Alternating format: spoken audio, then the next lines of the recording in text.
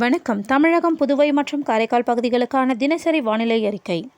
இன்று தமிழகத்தில் ஓரிரு இடங்களில் மழை பெய்துள்ளது. புதுவை மற்றும் காரைக்கால் பகுதிகளில் வறண்ட வானிலை நிலவியது. இன்று அதிகபட்ச வெப்பநிலை தமிழகம், புதுவை மற்றும் காரைக்கால் பகுதிகளில் பொதுவாக இயல்பை ஒட்டி இருந்தது. ஓரிரு இடங்களில் இயல்பை விட அதிகமாகவும் இருந்தது. அதிகபட்ச வெப்பநிலை மதுரை விமான நிலையத்தில் 39.8 டிகிரி செல்சியஸாக பதிவாகியுள்ளது. சென்னை மீனம்பாக்கம் மற்றும் நுங்கம்பாக்கத்தில் அதிகபட்ச வெப்பநிலை 34.3 டிகிரி செல்சியஸாக பதிவாகியுள்ளது. நாமக்கல்லில் குறைந்தபட்ச வெப்பநிலை 20 டிகிரி செல்சியஸாக பதிவாகியுள்ளது. வட தமிழக உள் மாவட்டங்களின் சமவெளி பகுதிகளில் 34 டிகிரியிலிருந்து 38 டிகிரி செல்சியஸாகவும், தென் தமிழக உள் மாவட்டங்களின் சமவெளி பகுதிகளில் 38 டிகிரியிலிருந்து 40 டிகிரி செல்சியஸாக பதிவாகியுள்ளது. வட தமிழக கடலோர பகுதிகள், புதுவை மற்றும் காரைக்கால் பகுதிகளில் அதிகபட்ச வெப்பநிலை 34 டிகிரியிலிருந்து 38 டிகிரி செல்சியஸாகவும், தென் தமிழக கடலோர பகுதிகளில் 31 டிகிரியிலிருந்து 35 டிகிரி செல்சியஸாகவும் மற்றும் மலைப்பகுதிகளில் 22 டிகிரியிலிருந்து 26 டிகிரி செல்சியஸாக அதிகபட்ச வெப்பநிலை பதிவாகியுள்ளது. தென்மேற்கு மற்றும் அதனை ஒட்டிய மத்திய மேற்கு பகுதிகளின் மேல் ஒரு வளிமண்டல மேலடுக்கு சுழற்சி நிலவுவதால் இன்று முதல் 18ஆம் தேதி வரை தமிழகத்தில் ஒரு சில இடங்களிலும், புதுவை மற்றும் காரைக்கால் பகுதிகளிலும் இடி மற்றும் மின்னலுடன் கூடிய லேசானது முதல் மிதமான மழை பெய்யக்கூடும். ஜூன் 19 முதல் 22ஆம் தேதி வரை தமிழகத்தில் ஓரிரு இடங்களிலும், புதுவை மற்றும் காரைக்கால் பகுதிகளிலும் லேசானது முதல் மிதமான மழை பெய்யக்கூடும்.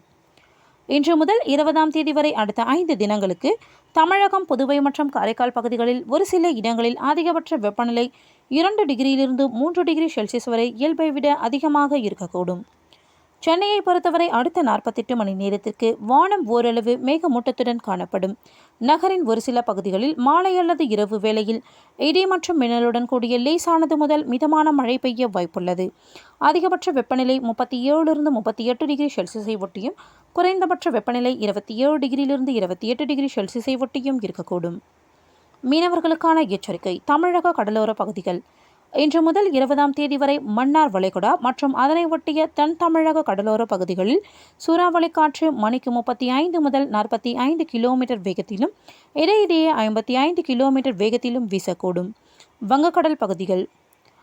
இன்று தெற்கு மற்றும் மத்திய வங்கக்கடல் பகுதிகளில் மணிக்கு 35 முதல் 45 கிலோமீட்டர் வேகத்திலும், இடையிடையே 55 கிலோமீட்டர் வேகத்திலும் வீசக்கூடும்.